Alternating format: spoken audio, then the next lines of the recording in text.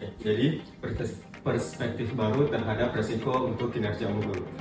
Sekarang perbedaan antara resiko dan versus kinerja unggul.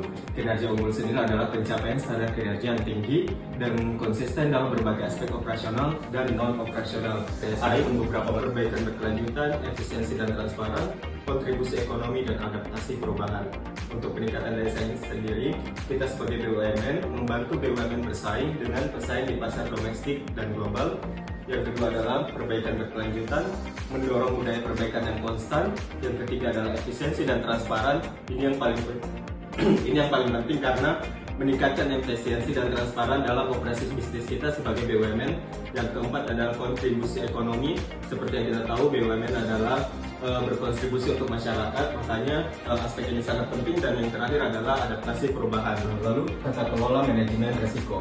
Dalam BUMN kita sendiri, pada tahun 2023 Kementerian BUMN memperbarui dan mengatur kembali praktik dan tata kelola manajemen risiko melalui penerbitan Peraturan Menteri BUMN tahun 2023. Dan berdasarkan peraturan ini, semua kementerian di bawah BUMN, baik itu perusahaan maupun anak perusahaan, wajib untuk menerapkan manajemen risiko secara efektif di lingkungan kerja. Untuk pengelolaan risiko dibagi menjadi 5 untuk kinerja unggul. Yang pertama adalah risk-based budgeting, yang kedua adalah risiko terintegrasi, yang ketiga adalah cost leadership, yang keempat adalah sarana pendukung risk management, dan yang terakhir adalah mindset atau budaya risiko itu sendiri. Mindset atau budaya risiko itu sendiri.